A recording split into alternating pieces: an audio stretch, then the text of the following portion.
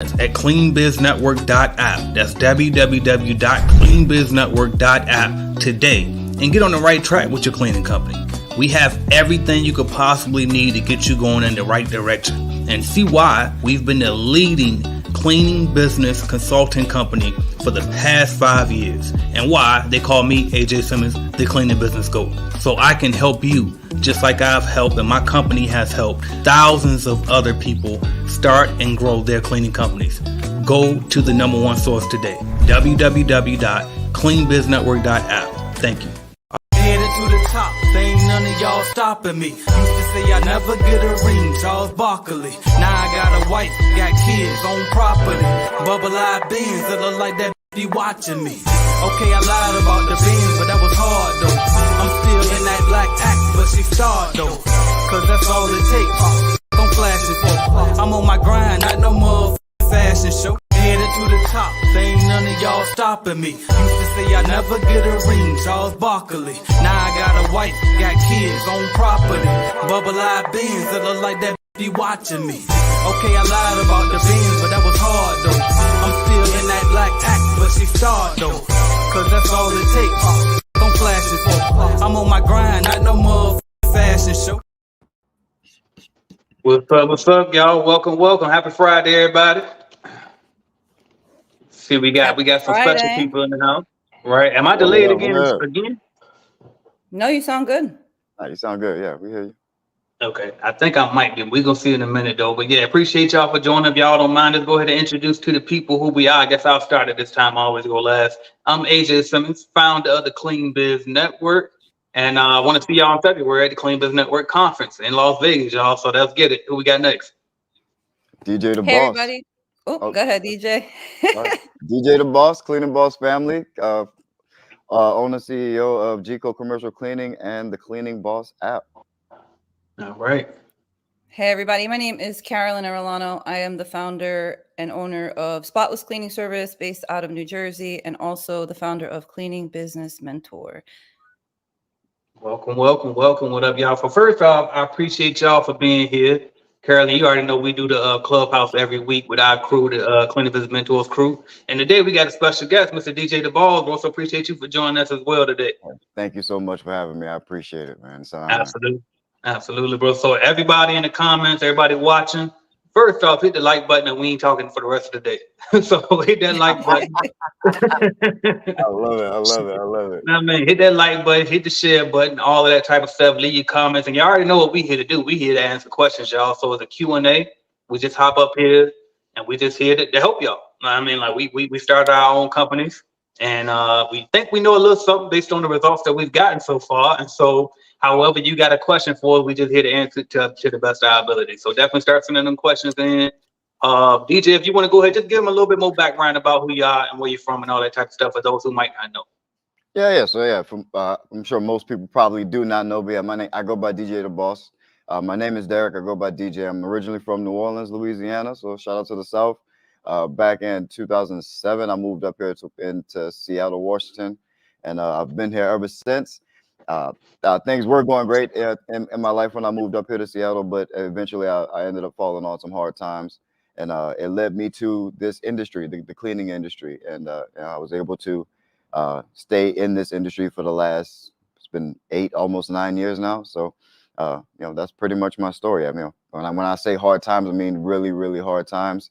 I was, homeless, looking for places to sleep, and was still able to, to find a way to make this business work for me. So, that's my story. And now I've done a number of different things on my channel, helping a bunch of different people.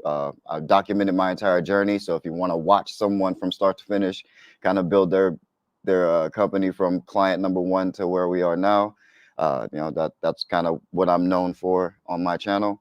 And that's my story. Yeah, now we've released the Cleaning Boss app, and that's my primary focus these days is getting that piece of value out to you guys. Congrats on that, by the way, on that app, bro. So, Carolyn, if you want to go ahead and just remind the people as well who you are, where you're from, all that, whatever, your background for those who might not know. Sure. So my name is Carolyn Arellano. I started my cleaning business going on, I think, 6 years now.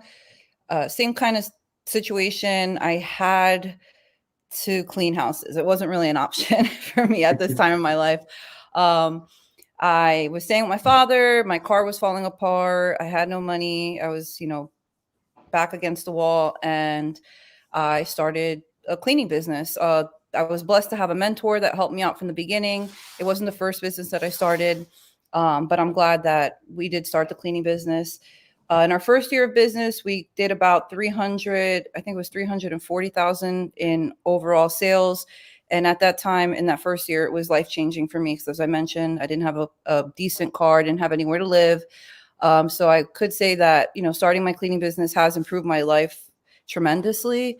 It's been a long journey, of course. And again, I've had many, many mentors during this journey: AJ Simmons, Ricky Regalado, Vitali, my business mentor, and I have saved a lot of time, a lot of headaches, and I've learned so much from my mentors. I'm always finding people to learn from, and I love to share that information with you guys. I do have also a YouTube channel where I just speak on a lot of business basics, cleaning, YouTube vlogs, stuff like that. And I'm very honored to be here on stage, DJ. I'm also a fan of yours. I've seen you on YouTube. The story is absolutely incredible. Thank you. That's crazy that you you're know actually who I am. someone's videos that I also study. So yeah, it's a pleasure to be up here with both you and AJ today. That's what's up. That's what's up. Congrats on that success, Carolyn. And I just realized too, let me stop assuming. There's probably people who don't know who the hell I am too. So let me go ahead and say a little bit about my background as well, right? so I'm AJ Simmons, right? I founded Clean Business Network. And so I started off with a cleaning franchise. So I was with Coverall originally when I was 19 years old. I'm 35 today. But I started with Coverall when I was 19 years old.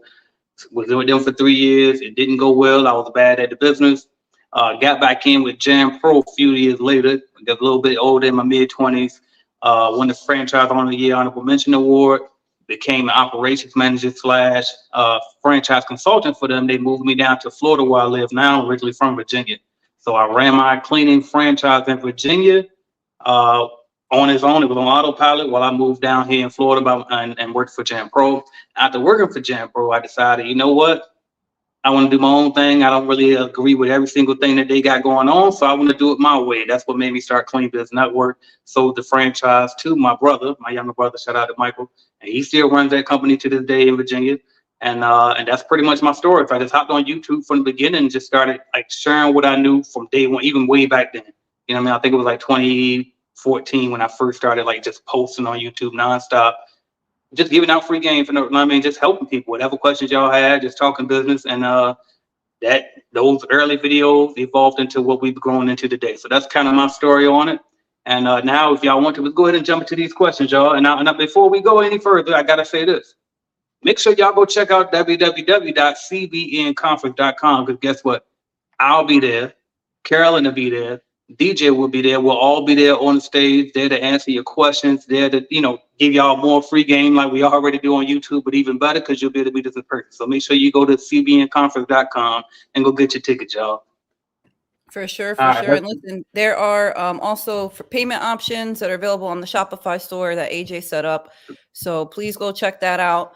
We are in the final stretch of tickets, you guys. We have, I think, how much longer do they have to get their tickets? AJ? We got it's not very long at all. The 28th is the last day, so it's less than 20 days. I can't do the quick math, but I know it ain't that many. So yeah, so definitely grab your tickets, you guys. We only got about 16 days to go, so definitely grab your tickets. Go check those hotels out and your flights. And just for a little bit of context, everybody that I have been speaking to has told me that the flights have been super affordable. So AJ planned this out on a specific time and date, so that way we can all make it out there. So thank you for thinking about us, AJ, when planning. Absolutely. Appreciate you for making sure that you fill in those details that I would tend to forget. So thank you for that. All right, Mr. Eric says, how long did it take you guys to stop doing the cleaning and focusing more on growing the business? I'm gonna shut up. Okay, I'll take this one real quick. So I stopped cleaning around month 8. I should have stopped cleaning around probably month number 4 or 3, because we were out there cleaning. We had plenty of jobs going on, but I really, really enjoyed the hustle. I loved learning the business. So I stood into the business a couple months longer until, my mentor was like, this is it. You have to focus on growing it. So around the 8th month, I got out of cleaning and I did our very first hire. So yeah, that was about month 8. And then ever since then, I haven't been out to clean unless, of course, it's an emergency of some sort. I would never want to lose an account. At the end of the day, it's my business. So and I also enjoy learning other types of cleaning. So you might see me doing carpet cleaning. You might be going to do hoarding cleaning. And I do that because I enjoy it. Okay. You want to jump in on DJ? Yeah, that's absolutely incredible. I just wanted to say that's absolutely incredible. You are clearly a workaholic and a hustler. I have to commend you for that. But I cleaned in my business until month 15. So, but yeah, I kind of needed to get myself situated, first. So I was, definitely more concerned with just fixing my personal finances right off the bat. And so I just worked and cleaned as much as I possibly could until I couldn't physically clean anymore by myself. And that's what pushed me out of the cleaning and kind of forced me to focus more on just growing a real business. Yeah, I love that. And I see we got my guy Brandon up in here. What's good, Brandon? Hey, what's up, guys? Happy Friday. Hey, bro. Absolutely. Happy Friday to you, bro. Appreciate you for coming in. If you don't mind, just real quick, go ahead and share with the people real quick, like your background, who you are, all that type of stuff. Yeah, real quick. What's up, YouTube, Instagram, and everybody else that we're streaming to? My name is Brandon Orr. I own a cleaning business right now called Cure Cleaning. We operate out of Illinois, Texas, and primarily Dallas. We got a few things going on in Houston and a lot of stuff going on in Chicago too. So Chicago born and raised, man. We relocated to Dallas 4 years ago. That's how we ended up expanding to Dallas.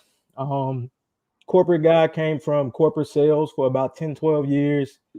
Sold software, sold pretty much anything you could think of. Sold pharmaceuticals legally. Sold women's shoes at Nordstrom. Did door-to-door sales when I was a teenager. Door-to-door sales, selling newspaper subscriptions, all type of stuff, man. You name it, I probably didn't sold. The only thing I didn't sell is car sales. So strong sales background, guys. So if you do have any questions about closing deals, closing larger deals, sometimes those deals get stuck in the pipeline. People don't call you back. People don't return your emails. Just having simple conversations, networking, all that stuff, man. That's kind of my background. So I love it. So I would be glad to, talk about that. That's what's up. Well, welcome again. And y'all make sure y'all drop them questions. And guess what else? Brandon will be on the stage at the conference as well this February, the 28th. But the tickets got to be bought by January 28th. So make sure you go to www.cbnconference to get your tickets ASAP, y'all, before it's too late. All right, we got another question going on. Let's go ahead and jump to the next question. Let's see what we got. Let's see. I just opened my cleaning business a month ago. Please, how can I grow it? Thank you. Right. So multiple different ways how you can grow it. I think there's a lot of different ways you can go, right? So if you want to, I would say for me, figure out what you want to do. Like, do you want to clean houses? Do you want to clean buildings? What do you want to do? Figure that out first. Or you might just be in a situation where you like, hell, I'm desperate. I'll take whatever I can get. And if you're in that situation, fine. Get on Thumbtack. They probably think some jobs for some houses, right? If you could find any type of lead generation software or whatever the case may be, sign up for those, especially the free ones, right?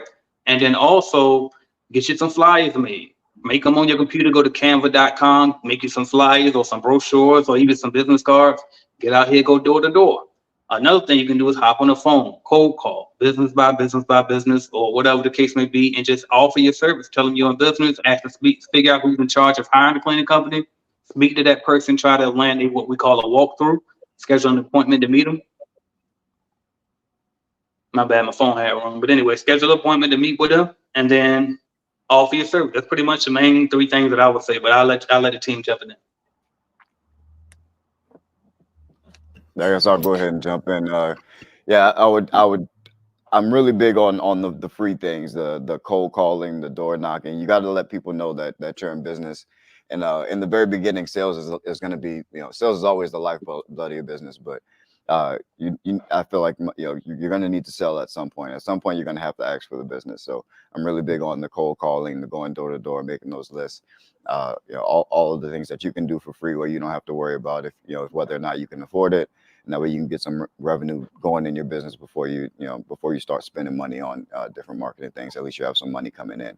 But I'm really big, like Brandon said, I'm really big on sales, and it's one of the things that you can just do. Open your mouth and ask for the business, and you do that enough times, and you'll end up in a good spot.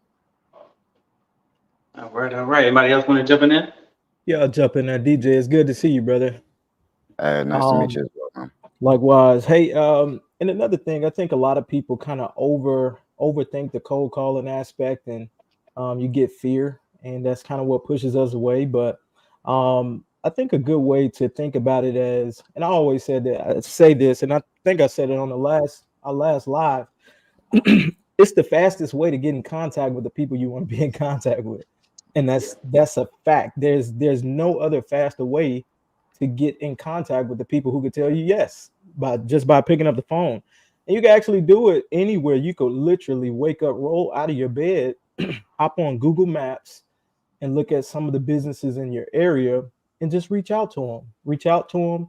Don't, just see what they got going on over there. So that's why I love cold calling, because it's fast, it's effective, and you can actually reach the people you're trying to reach in an affordable way, free way. So yeah. Free way. Right. And I'll just piggyback on that too, and just say, so for those who don't know, one of the services that we offer at Clean Biz Network is lead generation. And we've been doing that, since 2018. And honestly, that entire thing, we're finally starting to add other methods now, like LinkedIn and stuff. But for the past, I don't know how many years now, it's 100% run off cold calls. And we've been setting hundreds of appointments for people, thousands of appointments, tens of thousands of appointments for people for the past 5 years. So I highly recommend, that's 6 now. So last 6 years. So cold calling, I'm piggybacking on that 1,000%. And I think when it comes to the leads, like DJ said, that's more so when you got a budget, right? So when you first starting off, if you ain't got nothing, you ain't got nothing. So go ahead and do do exactly what we would do if you were do what the lead generation companies are doing. They're buying ads, they're making cold calls, they're doing all of the heavy lifting because you have a budget to do it, to pay them to do it for you. But if you don't got no budget, you do it. You know what I mean? Simple as that. So I want to piggyback on that. Yeah, I just want to add one more thing, and even if that's still too intimidating for you, there's a soft way to even approach it to even start off. If going up to strangers is really just too much, I understand that. I'm a little bit of an introvert myself. You start with people that you know, especially for commercial. I do strictly commercial. I don't know if I mentioned that. I only do commercial. I've never done residential other than like post-construction. But if for commercial, everybody works somewhere. So you can start there. Reach out to the people that you know they work somewhere. See if they're willing to get you in contact with whoever's in charge of managing the facility wherever they work. So that's a good place to start, and then hopefully you can build up a little bit of a callus of that muscle, and move on to approaching strangers. Eventually, your business is going to have to be filled with strangers. So you got to get to it at some point. But that's a soft way to get into it if you're just deathly afraid of cold calling. Big facts. And real quick, shout out to Ajax Cleans. I just happened to see it right there. He said these 7 leads is a good website to create cold call lists. Absolutely, I like that, and it's paid. But it's definitely a good way to source some leads, so you can just start cold calling immediately. And also, welcome to Miss Mila. Welcome. I see you coming on. If you could just real quick, let the people know who you are, introduce yourself, give them a quick background, all of that stuff. Hello, everybody. Thank you for having me here. I'm Mila Arzu, Mila the housekeeper on the internet. I clean Airbnbs in the Texas area and expanding. And yeah, that's what we do. I've been in business for 7 years. I have a mentorship program starting this Sunday. And yeah, we're trying to get in 2024, all the ways. Let's get it. All right, y'all. Let's see the next question we got. What is this one here?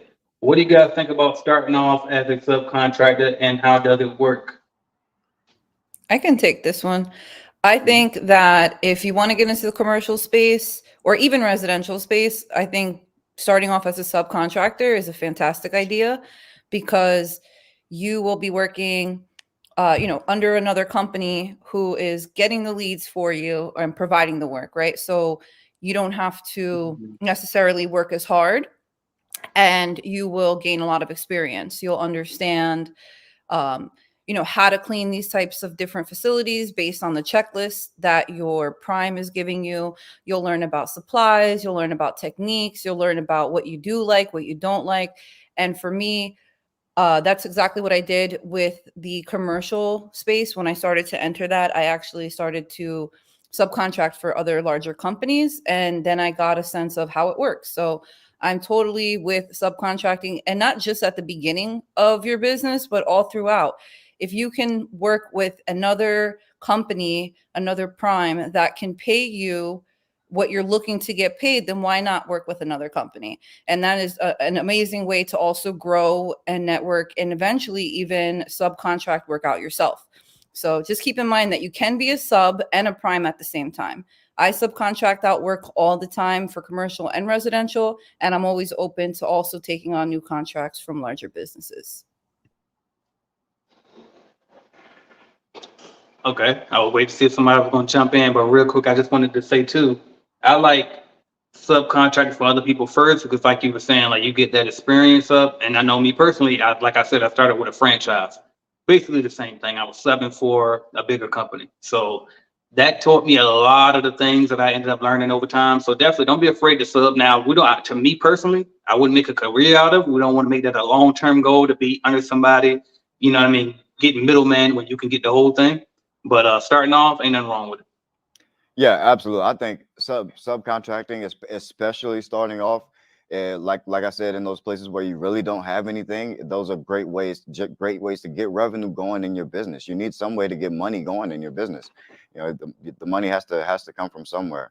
And if it's profitable, if it makes money, it makes sense. So definitely, you can definitely take work from as a subcontractor. But just like AJ said, I definitely wouldn't make a career out of it. But the idea is leverage. Everything has a balance. You don't want to lose leverage. That's it. That's my biggest thing is the person who owns the relationship with the customer has the leverage, and that's how it's going to be till the end of time. And whoever owns the relationship with the client is going to be the one with the leverage. But for you, if it makes money, it makes sense. Just make sure that you never get tipped too far to one side of that scale. That's it.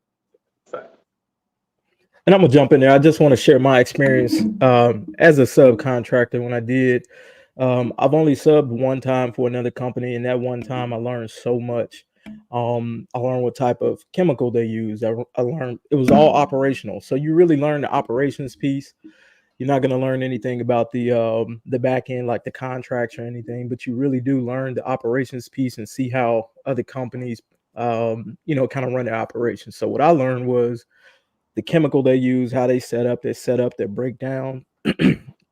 And specifically for this time, it was a post-construction, and we really had a full scope. So they did windows, floors, pretty much everything. And for the windows, what this company did was they had actual window cleaning guys, and that's all they do is windows. They specialize in windows. For the floors, you have floor cleaning guys, and all they do is floors. They don't do cleaning. They don't clean toilets. All they do is focus on floors. So when I saw that, that's how they operate. They get specialists for all those things. And then for the straight janitorial, they sub that out to people like my company. So I was able to bring in a few of my friends, actually. A few of my friends, about seven of us, 6 to 7 of us, was able to bring us in. They paid us enough for us all to be able to eat. So that's what DJ and AJ was saying about, some of those opportunities are good, especially if they're paying you well. So that's what I learned, man. And I use some of the chemicals that they, today in my business, I still use some of those chemicals that I saw them use. And that was back in, I think, 2018. So it was a good experience for me. So That's what's up. All right, y'all. I got another one on here. Let's see. HP Supreme says, "Hey, Carolyn, this one for you, Carolyn. How can I set up a one-on-one session with you for some consulting, maybe a free trial, since my business resides in New Jersey, New York?" Put it right on the spot. I can answer that. I'll We be ain't real with scared. you. We ain't scared. I'll be very Right on. honest. Yeah. So there's definitely no free trials. I'm really sorry about that. I'm a very busy woman, and yeah. But if you'd like, you can set up a one-on-one call. They're not expensive at all. And if you like how the first call goes, then we can sign up for monthly mentorship, which can then save you some money. But I'm here to help. And if you have any basic questions, be sure to check out my YouTube videos as well as everyone else's videos on this live right now, because I guarantee 95% of the questions that you are going to ask are already out there on my channel, Mila's channel, AJ, DJ, or Brandon. Yeah, so I'm gonna chime in for a quick second, just to reframe. So right now is a free trial for you. This is a free trial. You have the opportunity to ask her anything that you want to ask. I would just say to ask go ahead and ask that question. That's just a missed opportunity. Not everyone probably gets the opportunity to have their question read up here on AJ's channel while she's here right now, able to answer your question. So take that opportunity to use this as a free trial and see if it's something that gives you enough value to warrant spending that money on it. For sure. Thank you, DJ. Good point. Good point. Hey, This is it. And that's for Right. everybody here, you guys. This is that free trial. You got 5 people with years of knowledge worth, and so yeah, let's do it. This is the free trial. But, all right, y'all. Next one, Passion Plus says, "What should I do? I have a 2-door coupe. I can't." Okay, I got this one. This was my experience. Literally, I got a 2-door coupe. I can't fit the rolling trash can line or nowhere on my vehicle to transport 2 accounts. Any recommendations aside from trading in the car for something bigger? So for me, this really happened to me, and I got lucky because my first contract was a medical account that was big enough where they had a janitorial closet. So what I did was to pick up the initial starting equipment. I pulled up in my little 2-door coupe. And what we did was for the big trash can, I linked the front seat in the passenger side all the way back, and I laid it in there on that part. Then for everything else, it's either in the back seat or in that trunk. So you can figure it out just to get it. But then once you get it, keep it at home. And then once you get your first contract, they should have a janitorial closet and you can house the stuff there. And so you probably not going to take that big rolling trash can to every account one by one. If you get big enough contracts, then you can buy one just for that location and leave it there in that janitorial closet. But then you don't have to take that back and forth. The only thing I would probably take from building to building initially when you first starting, if you're doing the cleaning, is the backpack. What else do we should take, Jenny? Oh, you ain't listening. Never mind. But yeah, but that's pretty much it. Maybe the backpack because it's so expensive. But everything else, I mean, you can buy it, put it in that building, and leave it there. Don't worry about triggering in your car and all that just shit. And something with that story, I'm gonna jump in and tell a story off of that story. Go for AJ, it. that story actually saved me thousands of dollars, man, because I was at a point in my business where I didn't have a big enough car to kind of fit a trash can in. So I was about to go out and buy, Ford Transit Connect just for the business to transport stuff in. And I'm like, man, it got to be a different way. I know everybody ain't around here riding with fleets. So what happened was, right after COVID, all the cars started getting jacked up in price. I'm like, man, I'm not about to pay this much for a car. For a Ford Transit Connect, that thing got about 200,000 miles on it. You want me to pay how much? So, man, I found one of your videos and you was like, without a car, can you run it without a car? And I watched that video. Saved me about $40,000-$50,000, like seriously. And I held off. I didn't get it. And what happened was, you could order from, like, if it's a 5-day account, if it's like a 3-day account, you could keep the thing there. You could keep the trash can there. If you order off a Uline, just get you a trash can off a Uline and just get it shipped straight to the facility. Also, one thing that I do on my onboarding, I have an onboarding form for the client to fill out right after they close the deal, right after they send me documents back. I ask them, what all do they have there? Hey, do you have this at your facility? Do you have this? Because some facilities, they already got a trash can. And there was one time he was like, should we have one of those? I was like, well, it's recommended that you have one, but if you don't, that's okay. I'll get one. And he was just like, no, you don't have to get one. We'll order that. So, it helps to just put that information out there. You may not even have to buy one. So, but yeah, you get on Uline or wherever. If your distributor If they ship straight, straight to the client, just get it straight to the client, ship straight to the client, and build that net 30. So, but yeah, AJ, you saved me a lot of money, man. I was about to go out there and get in some debt, dog. And then what I did was use that money to build the business. So there we go. What's up, bro? Glad I could help there.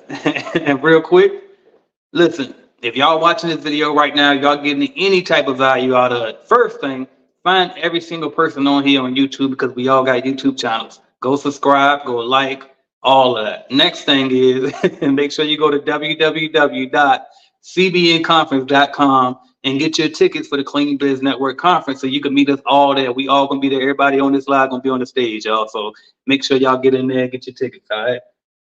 All right. Let's see what else we got going on. Has anyone ever gotten or considered getting a business loan, asking while attempting to figure out how to obtain 2 to 3 bids at one time? I'll let y'all jump in. I got something, but I'll let y'all talk because I feel like I be talking too much. I would say study the numbers. Every loan ain't a good loan. I've explored it. I think everybody on this call probably explored it at one point, but there could be some predatory companies out there who don't really do good by your business. They don't really mean well. But I would say study the numbers, and then ask yourself, like, what do I need a loan for? Right? Is it to grow the business? How much do I need? Are there alternative ways? Look at the interest rates. Okay, that's one of the first things you should ask them. What's the interest rate? Some of these companies, they'll want you to pay back this much per day. You know what I mean? Or this much per week. All right. And then what you do is, over the course of that loan, how long is that term of the loan? Add all of that up. So it was one, I'll never forget. We was just looking at one a while ago, and it was like, I think it was for like 10 grand. But over the course of the loan, you would have paid them back $12,000 in interest, like off of 10 grand. So you want to pay 12 to borrow 10. Does that make sense? You know what I mean? Correct. And that's how they make their money. So look at the numbers, study the numbers before you pull the trigger on everything. They'll pressure you. Some of them will pressure you. If they're pressuring you, then 9 times out of 10, they're not the right company for you.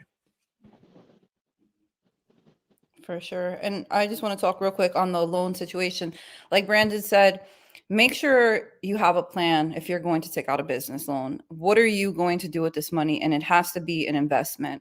It can't be, oh, I'm just going to buy something because it looks nice, or, we want to buy a new table for the office. Anytime I've ever taken out a business loan, it was to reinvest into the business, buying vehicles. And I always buy used vehicles, by the way, for my business. So vehicles, maybe equipment. I took a couple $1,000s and I invested it into my education when I was thinking about opening a restoration business. So anything that you can make money with, that should be used for a loan, but also really try to, like Brandon said, make sure it's something that you can't obtain yourself. If it's, a $3,000 or $4,000 car that you're looking to buy, then I wouldn't necessarily go take a loan out. You can definitely save for that. And do be careful with the business loans and all these people saying that you can get types of fundings. I personally only take loans from Stripe. That's the payment processor that I use my whole business. And what Stripe will do is they will keep track of all of your sales. So all of my sales are done through credit cards, done through Stripe. So Stripe will see how much money I'm making every year and then offer me a loan. And how we have it set up is that if we take a loan, they will take 20% of each charge. So for me, it kind of feels like I'm not really paying back too much money. But at the same time, if you don't do the right thing with that cash, it can easily be wasted and you will be in big trouble, especially if you don't have that recurring business to come in. Yeah, fact. And you said the 20%, and that sounds pretty steep, but I want to point out that that's not interest. Some people might think that's 20% interest being, that's not 20% interest paying back, it's 20% of each sale. And so if you know that your profit margin is 40% or whatever the case may be, okay, we can split the 20%. But you, again, like Brandon said, you got to know your numbers. And I'm going to throw this oop to DJ, because in this particular question, she's saying, I think it's him or her, I'm sorry, but this person is saying that they want to get the loan because they're considering doing 2 or 3 bids at a time. So what it sounds like to me is they think that they're going to need some funding, because in order to get these bigger contracts, they're going to need some money in the reserve. But DJ got a solution for that, bro. So if you want to go ahead and jump in there, they go that oop for you. I'm I almost got canceled on TikTok for this whole question, man. But I really do not care anymore. At this point, I'm gonna just be the one to tell you, don't do it. Don't get a loan. Just make money. Just make some money. Like if you like, just don't do it. I don't like. I would rather you just know how to make money than trying to figure out how to get a bunch of money you don't have to maybe make some of that money back. I promise you that when the time comes when your business can actually use a loan to expand or for a fleet or for a mortgage or something like that for your facility, then you will know. You will absolutely know, and I guarantee you will know exactly where to go. When you can get a loan, you can't shoo them off of you quick enough. Like they're beating down your door to tell you to, you know what I'm saying? They're beating down your door to give you these things. They're like, oh yeah, 0 APR for the next 3 years. Just sign up. Come on, like like they don't, it's different. In the beginning, if you're looking for a loan, it's probably not time to go and get a loan. Focus on generating revenue. Get used to making money. Yeah, and the point I wanted you to jump in there too is the fact that if they build a particular way, they ain't gonna need a loan in the first place. Exactly. You don't need a loan. You don't need a loan. I'm definitely on the train of trying to change the industry for people just starting off to not even deal with post payments. Getting paid at the beginning and having. I mean, just imagine if everyone charged up front, it would be the norm. So that's. There's no reason it's not an abnormal business practice like people think. Some people starting out think it is, but there's no reason to get a loan. You can get your money up front and pay for everything you need to buy in your business. I second what DJ's saying. I've always been afraid of loans. My parents are from a third world country. If you don't got the cash, you don't own it, and that's how I like to live my life.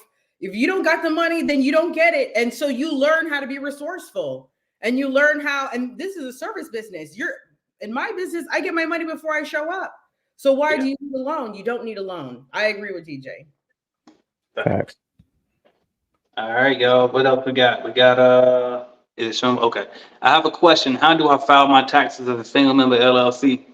The same way you would file it like as a regular working person, honestly. So single member LLCs, the taxes pass through to your individual income anyway. So individual income taxes. So it's not that much different. The main difference between being taxed as a single member LLC and being taxed as an employee is you pay taxes after expenses instead of before. So you definitely should see it should be more beneficial for you. But I don't know. I'm gonna shut up there. I'm not a CPA. So anybody else want to jump in? I was just about to hop in and say, I just want to hop in and say, I don't know nothing about taxes. And I love anytime it comes up because I love an opportunity to say, I don't know this. I don't know everything. I'm not an expert at everything.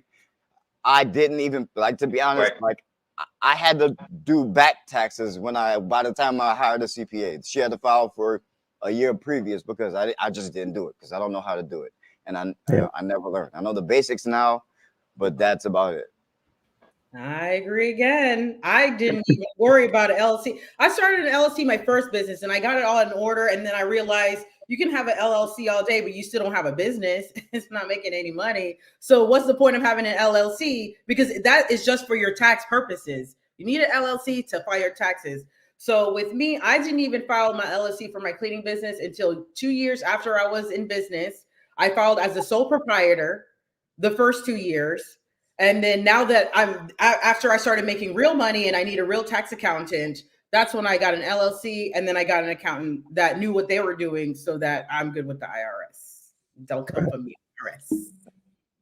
Love it. I love it. Hey, by the way, guess what? Make sure y'all go to www.cbnconference.com and get y'all tickets. Y'all meet us there. All of us will be there and we want to see you there. So make sure you get there. And guess what else?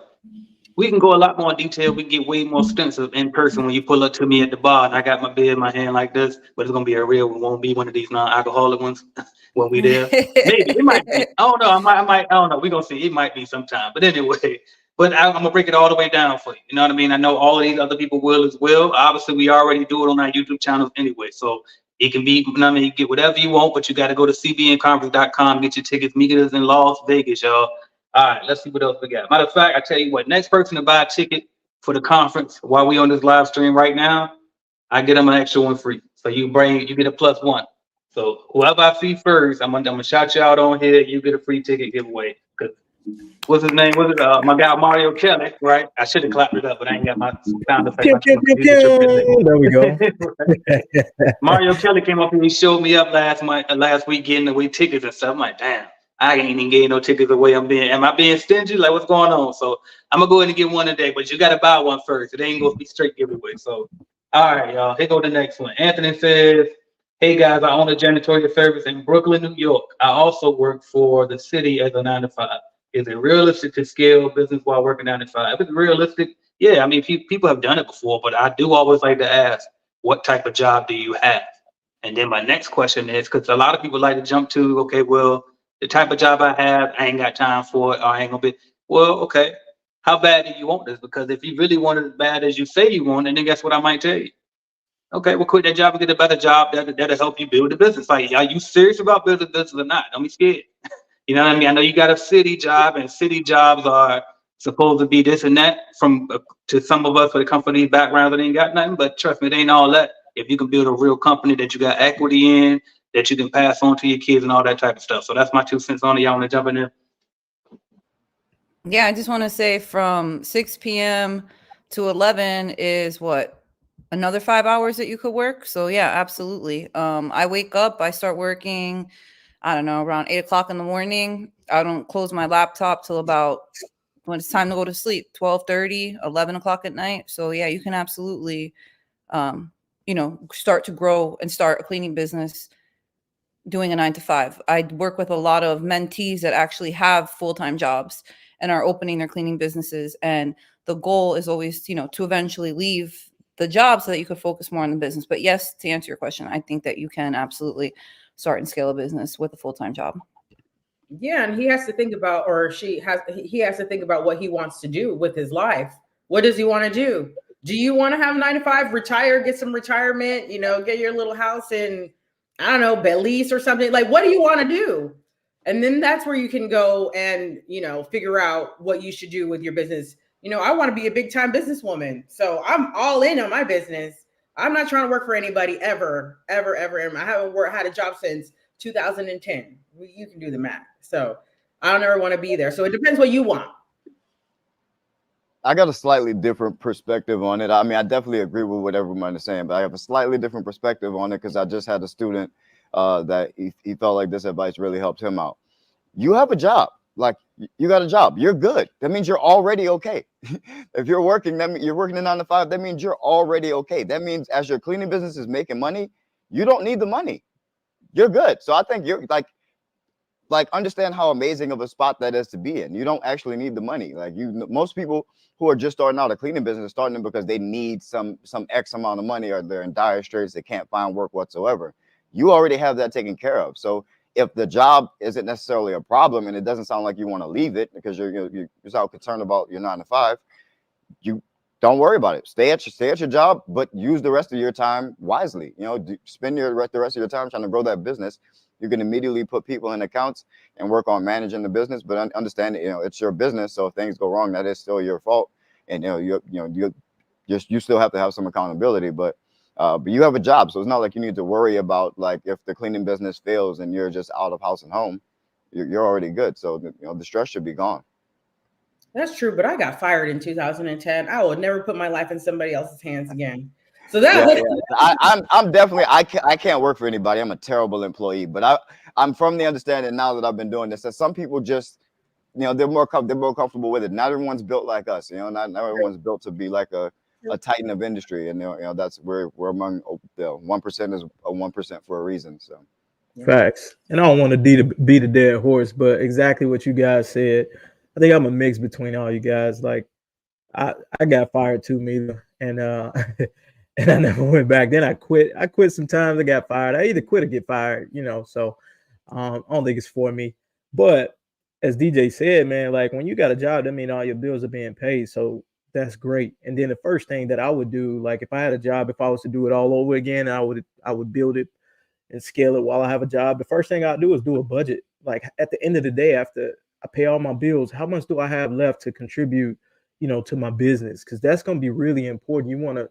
So you're already getting income, right? You're getting guaranteed whatever it is every 2 weeks. So every 2 weeks, you'll be able to put in whatever much into your business, right?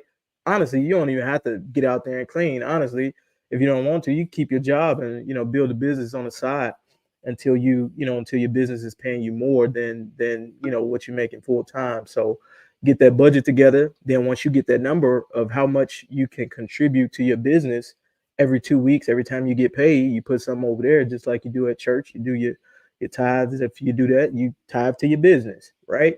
And then once you get that, and what I would suggest, since you got a job, you don't really have time to do any cold call, buy some leads, buy some appointments. Say, hey, I'm gonna contribute about $500 a month to appointments, right? And then if you want to hire somebody to go out and do the walkthrough or whatever the case, do the walkthrough for you, hey, find somebody sharp, find somebody clean. Hey, I'll give you $25 for every walkthrough you do. If we close it, I'll give you a percentage off of that. You know what I mean? So you can literally be at work. Somebody could be doing a 2-3 walkthroughs a day for you while you still at work with your job, getting your benefits and all that type of stuff. So that's an incredible point. Like, yeah, not only are your bills paid, but you probably got a little extra money. Like you could, like, if you stop buying random stuff and start putting the extra money that you are making at your job into your business, you're good. You're in an A1 spot. Yeah. Bingo. I'm on that 401k and start throwing that into the business. Yup. Yeah. And I'll add this on too, because every single point that was made is absolutely great advice. And I would just piggyback on this other point, which is, because I know DJ, you said that everybody ain't, like, we the 1% for a reason, and everybody ain't built for it, basically. But I'm gonna tell you this: if you ain't built for it, don't watch my shit. Don't look at me, because I'm not talking to you. I'm talking to the people who don't want jobs. Period. You trying to build something big, or at least just not have a job. If you trying to keep your job, I'm probably not the one to listen to, because that ain't what I'm on. Know what I mean? But to each their own. All right, let me see. I got something for y'all. Hold up, y'all. Somebody just made the purchase, but let me see. Hold up. I'm gonna pull it up in a second. Y'all keep the questions going. All right, awesome. So we have Angie asking how to get commercial contracts when you work a full-time job. So I'll just, can you guys hear me? Yeah. All right. So real quick, what you could do is buy leads, right? You can buy leads working a full-time job, because it's going to be very difficult for you to do cold calling while you're working a job, and also hard to go door to door. So you can buy leads, or you can simply hire somebody to do the calling for you, right? And AJ actually has a course on his Clean Biz Network website that will teach you exactly how to find people to work for you, how to train them, what to say, and how to make it work for you. So if that's your question, I would say definitely the Clean Biz Automation course. Thank you, Carolyn. Boy, I'm telling you, you better promote my stuff than I am. Thank you. Listen, you know I wouldn't have said it, right? AJ, like, I use it in my own business. I'm not gonna promote it because I use it. Like, it's legit. Yeah. No, I appreciate that. And so that person is, and I'm glad that this is this. Yeah, this is all around cleaning. There we go. CBN member, shout out to you, Miss Serena Monreal. Hopefully I said that last name right, but congrats to you. So you get the extra ticket. Kudos to you. Let me see if I can pull up my Darren's. That's awesome. Right. Shout out to you, Serena. Yeah, shout out to all around cleaning. Woo! Listen, since we're in the giving mood here, we're gonna keep this going. All right. The next person to get a ticket is going to have a free 1-hour consultation with me, you guys. So you get the ticket, you got a 1-hour free consultation. We could get on a video call. You can pick my brain, ask me anything. And yeah, let's get this going. Come on, we'll see you in Vegas.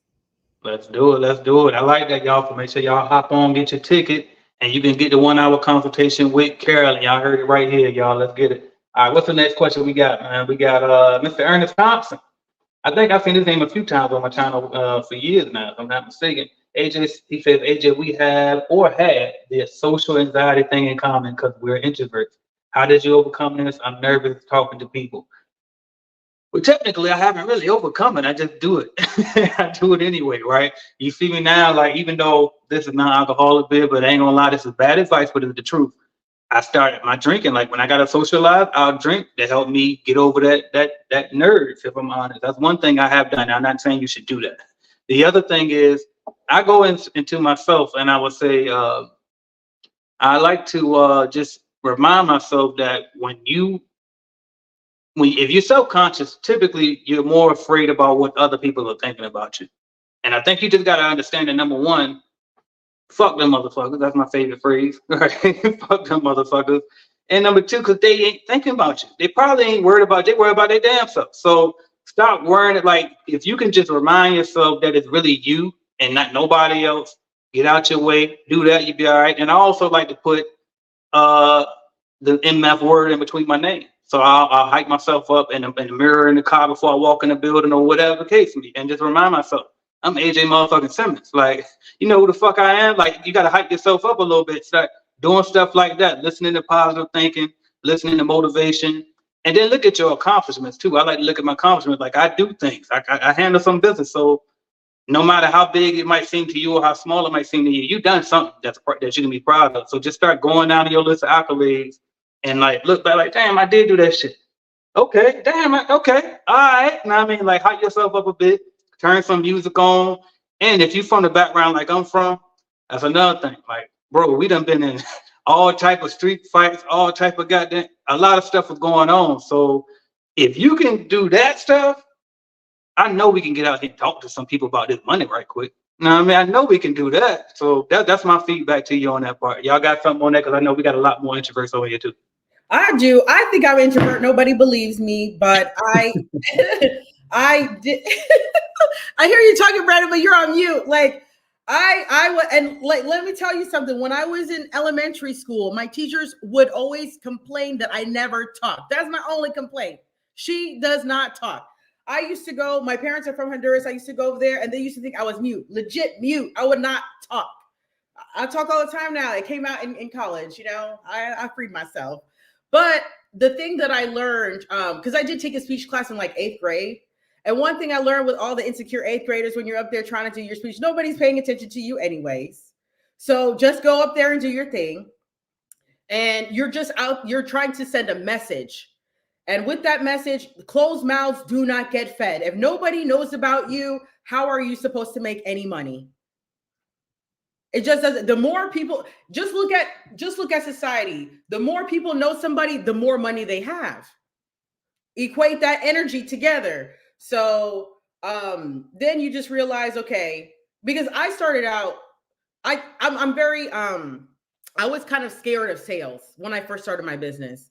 So instead of like learning sales or anything like that, I started with, you know, developing my website. That's like a passive aggressive way to get sales. I learned SEO. It's like, okay, well, where are you going to find me? You're going to find me on the internet mostly. So how do I catch you from the internet? I'm going to have to learn how to catch you from the internet. And I learned how to do that because I was uncomfortable talking to people. But now I'll go to networking events. There's a lot of real estate events. They're free and they have free alcohol and food. I mean, you don't have to tell me twice. I'll go there and talk to you about my business. So that's how I do it now.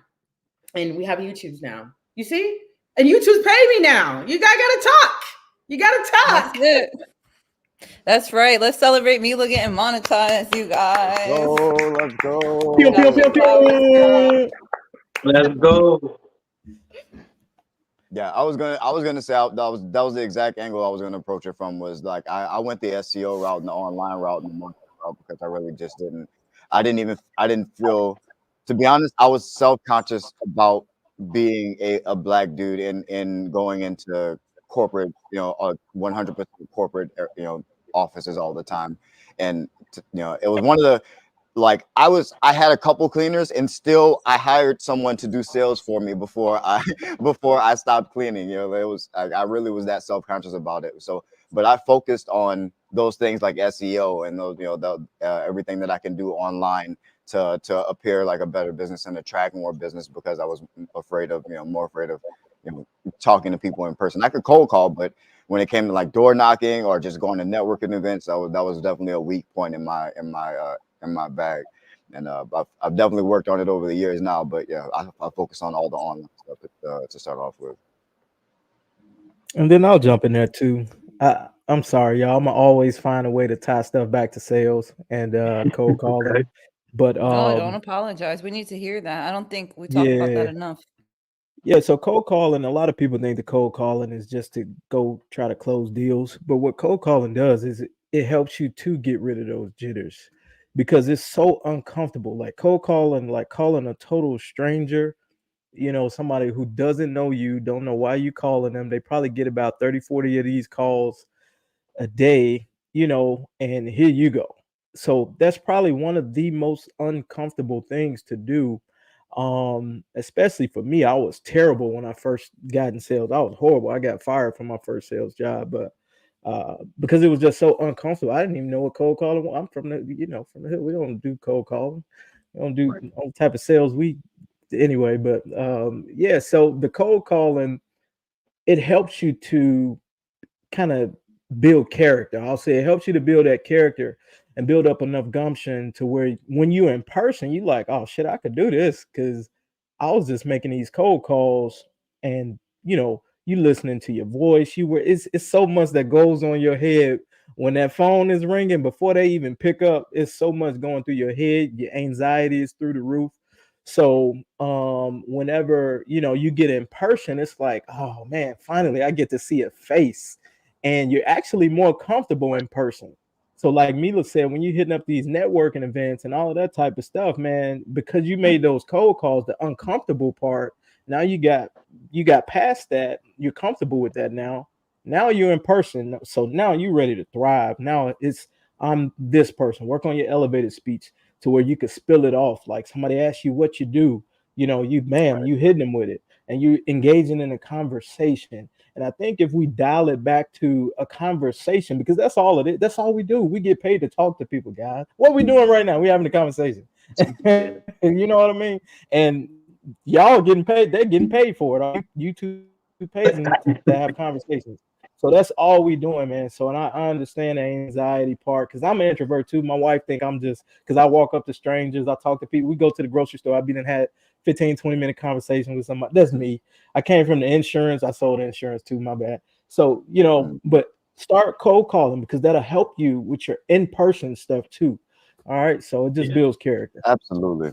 Yeah. Cold calling it's the push-ups of sales. Like if it is the you can read about as many push-ups as you want to read about, but until you get down on that floor and get to work, you ain't gonna build no muscle. And so that's what a lot of people they hype themselves up for 6 months on the idea of cold calling before they've ever even picked up the phone. And then you get down there, you do a couple cold calls or you do a couple push-ups and you look in the mirror and you're not swollen. You wonder why it's not working, and you just say, oh, push-ups don't work or cold calls don't work. Like, no, you did 6, bro. Like, it's a lifestyle you got to dedicate yourself to.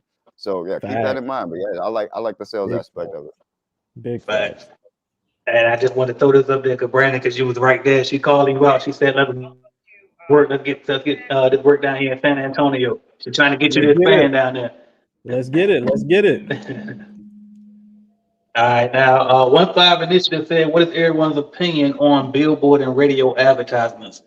I ain't done that before, so I'll be quiet if anybody else want to speak on that. There was one point where we were exploring that option in our business, and I'll tell you that go get some quotes and you'll definitely reconsider. It's highly expensive to put your name on a billboard.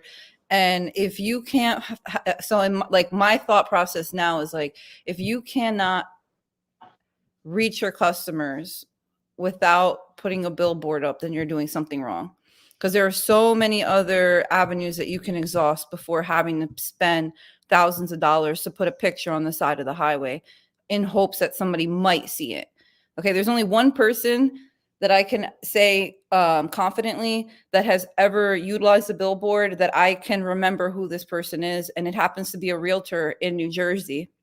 And this man has his photo on almost every major highway and every parkway, anything you can think of, his face is up there. But it literally took me to see his face maybe on 30 billboards before I realized, and I'll always remember who this man is. So definitely go get priced out on a billboard and radio advertisement. But, there's so many other resources and outlets that you can dedicate some time and money into that, I'm sure you would get leads for, right? So like we were talking about cold calling, door to door, sending out mailers, SEO on your website, hiring people to help, with sales. But yeah, I would say definitely just explore what the pricing is, because even years ago, it was very, very expensive.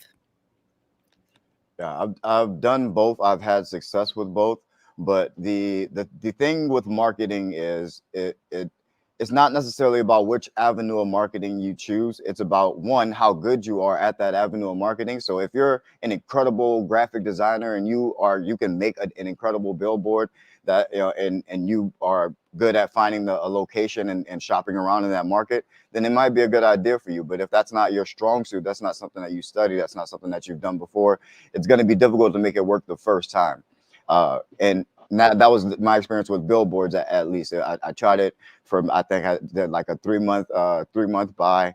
It didn't go as well as I would have liked it to, but it did drum up some business. I do know one person in this area, Susan's Green Cleaning, just to give someone their flowers.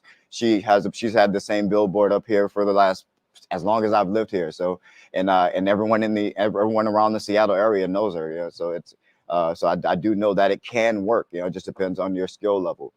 Radio definitely is a lot more expensive than it should be, but it does an incredible thing for your brand in your local market, local radio. So I'm not saying go get a national campaign. That's crazy expensive, but it's a lot more expensive than it should be, in my opinion. And so I would just say that either one of these options, I would consider what that same budget would look like in a properly done online campaign, and maybe can it go further with something else, and with something online or something a little bit more directly related to where you're going to be finding your clients from. What's up? That's what's up. Now, I got to shout out K. Wayne Mills for the $20 super chat. Appreciate you. Appreciate that. And also, this guy right here, be clear. I got an interview coming up with him. He's on YouTube as well in the cleaning space, and he got some good stuff over there as well. He also broke the $1 million barrier, so we're definitely looking forward to meeting him and talking with him. So y'all can get familiar with him real soon. So shout out to him. All right, who else we got? Yeah, for sure. I saw something. Wait a minute, it was something good too. Give me a second. I done lost it now. This one right here. This is very important right here. We got VIP. Shout out to the wife checking in. It says, "What's up, family? I can't wait to link up with you all again next month at the 2024 conference. Meet the boss family as well." That's what's up. That's what's up. Thank you, right. Miss Right. Regina, we love her. Yes. Right. So Appreciate thank you, honey. Thank you, honey. And we'll see y'all next month at the conference. Make sure y'all go to www.cbnconference.com. Get your tickets ASAP. Y'all, the deadline is fast approaching. So go to the website. Yes, get your I'll meet the tickets. boss family, because meet my nieces and nephews. They're just listen, yeah, they're dope kids, man. I love them. All right, let's see what else we got. This was the next one. I'm a solo cleaner. I love it, but sometimes I need help. How can I pay someone if it's not an employee or a subcontractor? Well, you can pay them under the table, but you're gonna get taxed for it, and it's also illegal, so you'll be breaking the law. But I mean, yeah, I mean that's the honest answer for sure. You could though. Now you can pay them up to $600 for the year unless they change the law, because I know it's a new year. You know what I mean? But you can pay them up to $600 for the year though, and it's okay. So I think a lot of times when somebody wants to hire somebody, especially when they haven't hired somebody for the first time, it's like a huge mental block. I remember it was like, this is getting real when I had to thought about hiring somebody. And I hesitated for a while. So just mentally prepare yourself and tell yourself, let me hire somebody, find somebody that, if you feel like you don't have enough business to keep this person busy, maybe you can hire, put a post out for a part-time person so that you can kind of ease into it. And then as you grow, you start giving that person your cleans, and then you start getting more clients, and you have more time to find more clients. So just experiment. This is your life. You can do what you want with it. All right. Let's see what else we got here. I can't say the first part. Taser Cleaning, I believe it is. Says, thank you for the information you're providing. Absolutely. Thank you for tuning in. Melanie Clark says, I do residential cleaning service, but I do want to do some commercial buildings, but I don't know how to bid or I guess you mean measure the square footage. All right. I'll shut up. Y'all can talk. I'm sorry. Yeah, all we're gonna say is just go to cleanbiznetwork.com. That's what I would go. That's what I would do. I actually, because I am now friends with AJ, I always like to know what people are doing because I don't know if it's nosiness or curiosity or I just want to learn more things. So I've seen his stuff, and let me tell you, he's handing you everything on a platter. All you gotta do is just do it. So I would do Clean Biz Network, and you don't have to ask any of those questions. You'll figure it out from there. Truthfully, and thank you. It's true. Yeah, to piggyback off of what she just said, like a lot of times in business, we think we have to recreate everything. You don't have to recreate the wheel. If there's a solution out there that works for you, just use the solution. Don't make it difficult if you don't have to make it difficult. I mean, but if you want to make it difficult, there's plenty of ways to do so. You can always find the most extremely difficult way to do it. You can, if you actually want to measure the square foot of it, they make tools for that. There's like a little thing roller. Some of my sales guys, they're just old because they're in their 50s. They do it. They're just used to doing it that way. And so they take the little rolling stick and measure everywhere they go just because they want to be as precise with the square footage as possible. And I'm like, whatever. I really don't. If you eyeballed it, I wouldn't care, to be honest with you. But yeah, some people want to actually go and measure the square footage of everything. So you can take a roller thing and measure it that way if you really want to figure out the exact square footage of a cleanable square footage of a facility. But you don't have to reinvent the wheel when you have solutions available for you. But feel free to try and go and just do it yourself if you want to get the experience of just kind of trying to come up with it. Yeah, and they got laser measures as well. You can order one from Amazon or go to Lowe's, grab one. And I mean, I got videos on it on my channel. Just look at I think DJ, you got some as well. I know Carolyn got some. So look about videos. We got videos on these specific topics, honestly. Yeah, another way to do it is just take a building that you clean already. If you're doing the same exact building type, because if you're getting the different building types, then you need to start factoring in production rates and all of that stuff like that. But if you have the same exact client type over and over and over again, then you can just take how long it takes you to clean that building and divide that by the square footage, and whatever you charge for that is your price per square foot. Right. Okay, I got my guy here. Actually, I'll skip one. I'm gonna get to my guy in a minute. Shout out to Simple Reed. Says you just got the starter kit. Appreciate you for getting that. Welcome to Clean Biz Network. All right. Who else we got? Mr. Lewis, another longtime CBN member, says, but the best way to start cold calling is to get in the cleaning business automation program, just like Carolyn told y'all earlier. He's in it as well. He said there are some secrets in there that will supercharge your lead getting, and that's a fact. Appreciate that. Let's see what else we got. I think that's Eric. Eric says, what are your suggestions for employee retention? That's a great question. I employ W-2 employees and do commercial cleaning. Cycling through employees are putting a strain on my business, and I think it's hurting our perception. I love that question. Y'all want to jump in on that one? That's a great off the screen. Just to see that. Well, I'll go first. The thing about mine is my employees, without them, I am absolutely nothing. So the first thing I need to understand is what makes them happy and what's going to make them want to get up and come to work for me. So I provide my employees are 1099s. A lot of them are 1099s because a lot of them don't have documents. But if you don't have, you're going to say something, AJ? I want to make sure we clear because we on air. You have subcontractors that you pay and they get 99 at the end of the year, but they wouldn't be employees technically. Yeah. You know what I mean? I'm not trying to correct you, but you know what I mean? Because we want to be safe. I don't want nobody to get, you know what I mean, back old replay. Shit. Right. Somebody and they start owing back this taxes up, and all that. You know what I mean? But anyway, go ahead. My bad. Thank you, AJ. Yep. No, so my guys are 1099, and with that, because most of them are, because when you are an undocumented occupant of the United States, all you need is a tax ID number to work for somebody. So and you don't need to know their status. As a W-2, you need to know what their status is, what their status is in the United States. So that's why 1099 is a great option for me, because a lot of people who do this job, don't have their papers together, and they can get a tax ID number that they can actually file their taxes, but they work for me. So that's one. A lot of them speak another language. That's good for them because they don't need to learn how to speak English to have a job that pays them well. Okay, so I pay them well.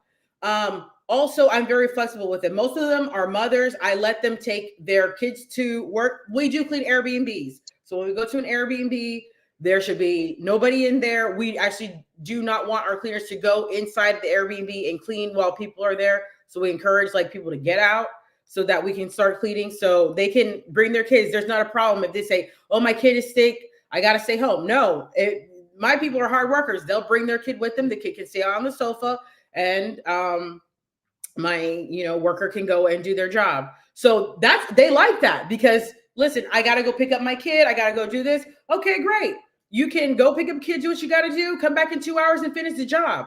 So I'm very flexible with understanding what they want and their ultimate goal in their life. So if they want to make a livable wage and, be working all the time, that's what I do for them. Make sure they stay busy and get money. And I treat them like humans and royalty because they work for me. They are working literally for me. I am very thankful for that. So I treat them very well. And when you treat people well, they treat you well. So that's my and I think that's it. Everything you just said, that was always what I followed as well. Pay well, give people flexibility. Don't try to be on their back and micromanage them. Treat them with the utmost respect. Be grateful for them because they literally they don't got to be there. So everything Mila said, I can't really add too much more to that. You got something, Carolyn? Just to piggyback a little bit off it, I would say, number one, find out who your ideal employee is, right? So how many hours do you have for this person? I have a friend who only hires part-time employees because he does not want to feel the stress of having to have full-time. So think in your head, who is my avatar? Is it going to be a house mom that is available from 9 to 2? Is it someone that has a full-time job and is trying to supplement income in the evening to do commercial work? I think sometimes we look to hire people so quickly. And I went through this in my business at one point where I had a really high turnover because I was trying to put bodies in. But number one, figure out who you're looking to hire. What does that person look like to you? Again, what is their schedule like? Also, once you have an employee, to retain that employee, I would say, learn a little bit about them. What are their goals? What do they want to do? I know it's not just having a job. It might be saving up for a car, putting their kid through university, and get to know your employees, because once you understand what their goals are and you're able to assist them in reaching those goals, they will be absolutely loyal to you. That could be something as simple as helping them make an appointment for a motor vehicle appointment, right? Not everybody's tech savvy. It could be as simple as they want to hit, a certain number, and maybe you can work with them to meet those goals. But I would definitely say there's a really great book that I read called The Dream Manager. I'm always talking about it. After reading that book, I realized that I was not a really good manager because I was only concerned about what my employees could do for my company, not what my company could do for my employees. And now I have a really great team. They've been with me for quite some time. And now they only refer people to me that have their work ethic.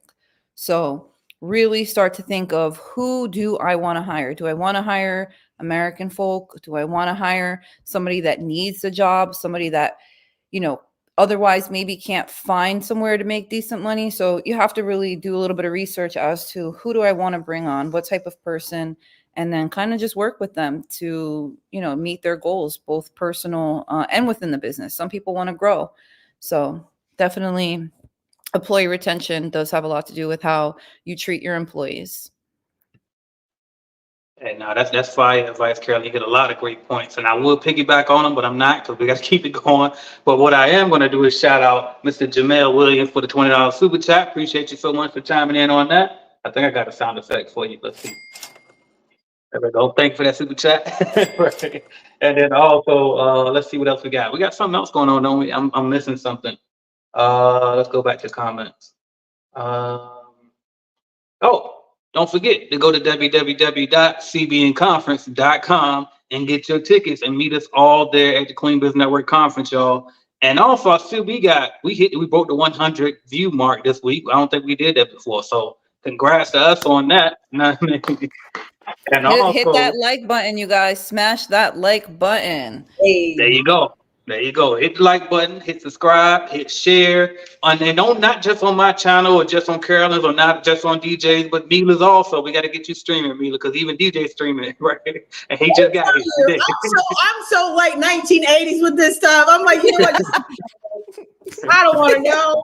I act like an 80-year-old woman, and I think I'm okay with that. It's okay. Look, you said you got that business on autopilot. You don't need all this extra stuff, You right? see? That's what I'm talking about, you know? All right. Now let me see. Where the rest of the questions at? My thing moving so slow. If somebody can get to it before me, here it is right here. I got it. All right. I'm a solo residential cleaner looking to get into cleaning Airbnbs. Any suggestions on how to acquire clients? Mila. Oh my goodness, what a tricky question. Just kidding. Well, I do have my YouTube channel that I did have a whole episode on this, but since we're here live on how to acquire clients, you have to ask, where are your clients? You have to do the mental work. I mean, I can give you all the answers, but I'm still, because Airbnb cleaning is still kind of like a very new kind of thing. It's not as established as residential that is as old as time. You know, we have Airbnb, which is a different kind of structure. So it is different finding clients for that niche of business. But the first thing I have to think is, okay, if I want clients that are Airbnb, where are they? And where are they going to try to find me? That's the first thing I ask myself. So I'm thinking, okay, well, most people are going to go on Google and do a Google search. So that's when I explained earlier, I learned how to do SEO, and I learned on a podcast for free. I would sit down and write down what all the suggestions they said. And that's what I would do to build my website, SEO, backlinks. You learn about that when you do that. So that's how I would say, I don't know, maybe like upwards of 90+% of my business comes from my website. Not only that, I have it streamlined so that I think, okay, they're going to come to my website. What are they going to find when they get there? How am I going to get them to actually buy from me? So then you got to think how you're going to make the process easier for your client. So when I first started, I used Craigslist. I mean, if I was going to start again, I would use Craigslist again, because when you put a post on Craigslist, if you put the right title on your post, it's searchable. So I remember I put the best Airbnb cleaning company in Houston. And when I Googled Airbnb cleaning Houston on Google, my Craigslist post came up. So that gave me exposure. And then I had my website. I built a website in a weekend. Y'all saw my video with AJ. Put it together, put it on there so that they can also find me on there, because it'll be easier for that. A lot of people I see on Craigslist say, call me. I hate that. First, I got to see, like, are you even somebody I want to come and clean my place? Like, are you even reliable? Like, where do I see some proof? Well, where do people like to see proof? They like to see it on a website. They like to hear from word of mouth. Like, that's how you get real recurring clients. Word of mouth is always, as old as time. It's always been that kind of thing, if you can. But I use Craigslist. Now my website is what attracts a lot of people, and I still attract a lot of clients just from my website. So that's how I'm doing it now. And I'm not going to lie, I'm trying some new things. I'm going to try to start advertising. I haven't done any ads. This is one thing everybody doesn't know. I don't pay for ads. If I'm going to pay for ads, I'm going to know how to use an ad. There are tricks to, just like tricks to building a website. You can build a website and nobody can come to your website because you don't know how to attract people to your website. The same thing with ads. You can spend all the money you want on ads, but if you don't know how to attract the people from your ad, you're just throwing money away. So because I haven't had the time to figure it out, I'm not going to throw away my money on ads, but I'm going to learn ads so that I can put out ads. So that's one thing. LinkedIn, especially in the Airbnb cleaning space. When people are in the like if they're an Airbnb business owner or whatever, even if they have one Airbnb, they're going to put that they're an Airbnb host on their LinkedIn. You could do a search on that. What else would I do? What else would I do? I said LinkedIn and You yeah. can tell them the rest at the conference. They got to go to www.cbn. Get all the tea at the conference. There's all kinds of ways. Oh, and the last thing I want to say is when I started going to other cities and try to figure out how to get clients in other cities, I would just research property managers because that's kind of like the easier fish to catch. If you have property managers, they're probably going to have a couple of Airbnbs under their belt. If you convince them to work with you, then you have recurring clients. Nah, that's fire right there. I mean, if they can't get a customer after that, I don't know what to, I don't know what to tell them. You gave them a whole quick masterclass right there. Like, There you go. and the rest of that LinkedIn trick, that was big right there. So I don't know. I mean, that's hopefully that helped. What else we got, y'all? What's the next question we got for y'all? But as I'm looking for it, make sure you go to www. Like, click off this video right quick. Do me a favor, click off the video. Open up your browser on your phone because I know y'all probably watching on the phone, right? Or you might be out cleaning right now. Stop cleaning for 1 second. Pick up the phone. Go to www.cbnconference.com. Get your ticket ASAP. The time is running out, and last year, every year so far, we had this conference. People come after the deadline. Oh, I'm so sorry, I missed it. Even though I'm promoting every single day, but you're gonna swear you didn't know. Don't be that person, y'all, because we might say no to you this year because them Vegas hotels do not play. They want their final count, y'all. Go to www.cbnconference.com. All right, now let's see what we got. I ain't gonna read it yet, but hopefully it's a good one. How did y'all pick your niche? That's a great question. Yeah, what y'all got? Oh, this came pretty naturally for me because I was back when I first started up. I didn't have much, and I like I said, I was homeless. One of the places you end up as a homeless person trying to find a place to shower is a gym. And so, you know, and I come from an athletic background, so I was familiar with the space as well. I spoke the language naturally. So that, you know, my niche kind of found me, you know, so I was able to, I approached the places where I was kind of trying to use their facilities anyway. So, so yeah, gyms were my niche. And those types of facilities I kind of just stuck with throughout my career. And then, you know, until COVID, obviously been losing 80% of my revenue over COVID overnight, and having to diversify from there, and to still be able to generate, you know, 7 figures in income after losing all of my athletic facilities. But yeah, so now we do a bunch of different facilities, but yeah, I just kind of stuck to what found me already, the places where I already was. I can talk about my niche. First of all, I read Crush It by Gary Vaynerchuk. This is like what, 2007-ish, 9 maybe. I can't Such a remember. good book. Yeah, that's what inspired me to be an entrepreneur, first of all, because I was in a job that I didn't really like. And there was a chapter in there where he was like, if you don't even like that job, why are you looking for another one? And I was like, wow, that's real tough. Like, Right. it was like a slap in the face. Like, why am I looking for another one? So, what was the question, you guys? How did you pick your niche? Oh yeah. So sorry. Thank you, AJ. So he would always say there's niches in the riches. Everybody would say that, you know, like Pat Flynn, Gary Vaynerchuk. They say there's riches in the niches. So I took his advice because I always take everybody's advice who knows more than me. If you make money, if you make more money than me, I'm going to take whatever advice you got. So he would say that. And I was like, okay. And I'm one of those people that when my first business, I started a wedding dress business that sold used high-end dresses, and we also rented. So as you can see, I like to do different things. That's just like my artist inside of me just trying to do some kind of art. So when I thought about Airbnb cleaning, I thought, first of all, okay, it's not that big right now. And it's still not that big. It's not that big, so it should be easy for me to get clients. That's how I was thinking. I was like, I need clients. I need recurring clients. I need people that I don't have to work too hard to get them to come back to me. Well, if you have an Airbnb, I got to be there every 3 days, every week. So it's just, I was just thinking about what would be easier for me, and you just narrow it down. And when you're able to speak to somebody, you're able to speak to an Airbnb cleaning business owner, or you're able to speak to a gym owner, you know, you need to be able to learn how to speak to them, and you just pick your lane and stay there, and then just get better at it. So Oh, well, I was waiting to see if Carolyn was about to unmute before I jumped in.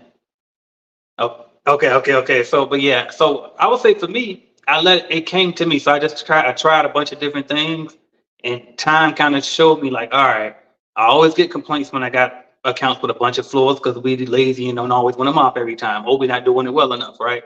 Or I would say, okay, well, I don't know how to do strip and wax at the time, so it's like, well, I can't afford. So basically, what I did was I took what I could get, and then over time, the niche kind of found me, and that's when I found out, all right, I want carpeted buildings, typically Monday through Friday, you know what I mean? And with AC on, right? Like something clean cut for the most part, because they was easy to hire for, and that was it. Like that's great. And they're easy to clean because obviously if they're easy to clean, they're easy to hire for. So that's how I kind of chose mine.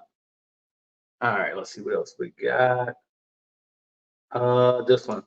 Starter kit equipment. So what do you recommend for starters that haven't made a lot of, excuse me, that haven't made lots of money? What type of equipment do you recommend for starters that haven't made lots of money? Oh, I'm reading that so wrong. You're saying, what do you recommend for people who ain't made a whole lot of money yet? So you ain't got a whole bunch of money to spend. What do you recommend to start off with? So Carolyn just did a video discussing just that. So I recommend watching that video in addition to what we're about to say now. What y'all got? No, that's really it. Yeah, I would say definitely go check out my YouTube. I have 2 videos up there. So I have one for the inexpensive route for exactly the situation that you're talking about. Don't have a lot of capital, pretty much the basics that will get you by to, help you get that revenue in order to invest into more efficient equipment. So I do have that one video up there, cleaning business starter kit under 200. And then I also just released a video, cleaning business starter kit pro version, which is actually the Clean Biz Network starter kit. So I would definitely say you can start off with, dollar store supplies, basic needs, of course, to get the job done. But then I would absolutely suggest, reinvesting that money into the Clean Biz Starter Kit Pro version. And I'm gonna just first off agree with what everyone else just said. Everyone else, they're all brilliant. They're all absolutely right. I'm just gonna add also just to remind everyone that if you set your pricing up profitably and you bill up front, like I suggested earlier, you can buy whatever you want. There you go. You can buy whatever you want. As soon as you get that check, awesome. There you go. Go shopping. Get the equipment that you need to get that job done, and you're done. absolutely. And even when I decided to stick to the Airbnb, you don't really need that much. I needed a vacuum, a mop, cloths, all-purpose cleaner, something for the glass, and that's it. I mean, if you're just starting out, you got to do what you got to do and just do your best. You don't need a whole lot. Yep, you don't need a whole lot at all. Just do your best. Fact. I didn't even have a vacuum. Actually, she was my girlfriend at the time, but I used a hot pink vacuum, like for real. I'm dead serious. Yeah, It was hot pink, man. It's actually on my Instagram, but it was a hot pink vacuum. Man, I'm like, damn, man, I forgot about the vacuum until I went to a client house and they asked, "Do you have a vacuum?" I'm like, damn, how I got a cleaning business? I don't have a vacuum. Yeah, but it was hot pink, man, dragging that thing all over Chicago, So really just don't overcomplicate it, man. Just get out there and see exactly what you need. And like DJ said, bill up front, you get whatever you want.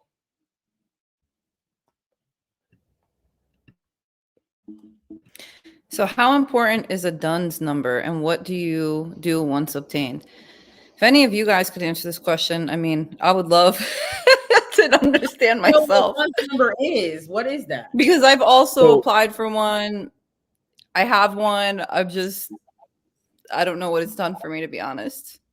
I'm in the same boat. I got one, but I'm not sure how much related to business credit it is, but I do know that I've only gotten asked for it maybe twice in years. So I'm not sure if you're doing government contracts, if the government wants, your DUNS number and all that stuff, but I've only been asked for it one time. So DJ, do you maybe have an answer for this? Because I honestly don't. We're all kind of in the air about it. So if you really are like trying to hone in on trying to build business credit and build, you know, things like that, and trying to and once you're at that level, it's definitely something that's, you know, it's a good idea to just go ahead and grab one while you're early, and let that history stack up so that it's there for you. But it's in the grand scheme of business, it's irrelevant. It's irrelevant. The main number that's important is how much are you selling. That's how much are you selling. That's it. That's the only number you should be worried about. You know, screw the DUNS number. If you never had one, you just go make some money. It doesn't. It will. Eventually, you'll be able to just pay someone else, and they'll end up taking care of it for you in the background. But just focus on selling. Get make some money. The DUNS number is not super important. Grab one if you feel like you're going to want to get into business credit and go that way. But at the end of the day, your business has to make money. Yeah, and I just want to chime in on it too. I never had to use it. Only time I seen the DUNS number board up was when I was trying to get a government contract. But other than that, I don't never see nobody ask no DUNS number. I got hundreds of thousands of dollars of business credit. That ain't never ever come up. So I wouldn't sweat. Oh, and most importantly, don't buy it. Do not buy it. You will automatically get one anyway with your business. And a lot of times they'll call you and tell you what it is, or you can call them and ask them what your number is, but you ain't got to buy that stuff. Don't let them sell you anything. That's another thing I wanted to add in there. But yeah, I wanted to hear y'all's feedback on it too, because I'm like, well, shit, far as I know, you don't really need it other than, like I said, that government contract situation. But glad to hear everybody else had the same experience I had with that. All right, let's see what else we got. Do you have any advice on funding and raising capital? Exactly what DJ said earlier. And like I said, plenty of videos. Make the money and then they'll give you some money. Yep, that's the best way to raise capital is sell your services. Yep. All right, what else we got? Glad to see all these bosses on one call. Fact, shout out to Now Fraser, long time subscriber. Appreciate that. And CBN member, I believe, if I'm not mistaken. Right. It's hard for me to remember all y'all, especially if you don't post every single day, but I appreciate you though. All right, let's see what else we got. Aquarius Singleton says, hi, AJ. What is, as of January 1st, everyone in LLC has to register for what is FinCEN? So shout out to Marcus Crockett. Hopefully he's still here. I saw he was in the comments earlier and he spoke, 2 weeks ago up here. But anyway, me and him will be doing another live as well, because he's also speaking at the Clean Business Network conference. But he was the one who put me on to game about this. And this is a new law that passed. Every single LLC has to apply for FinCEN and register your business with it. I think it's free to do, but you just have to do it or you will get fined if you don't do it. People who are already in business, they got the whole year to get it done, but you got to do it before the end of the year. And then if you're brand new, then you need to apply for that as soon as you set up your LLC. So very important. Again, it's brand new, so nobody, I don't think, is an expert unless you work there. But from what I hear, this is what I know about it so far. Anybody else know anything about that? Listen, okay, I don't know nothing about it. And whenever the government tells you to do something and then you just automatically do it, I don't see it working out very well. Don't cancel me, YouTube. So I'll be one of those very tail end people. Once you start hitting me, that they're gonna have to threaten me too, because a lot of times there's this stuff going on in the government. A lot of times they say you got to do this, and then they change it at the last minute. Like, y'all have not seen that?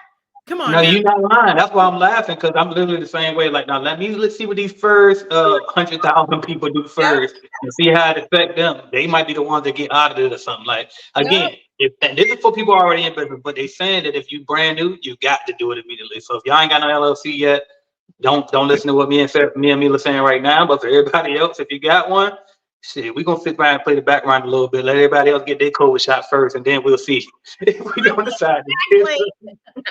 And this is also why it's important to hire a CPA, man, because they are constantly getting trained, constantly getting new information from the government. You know, anytime something with the government changes, CPAs, I don't mean just accountants, but actual certified public accountants.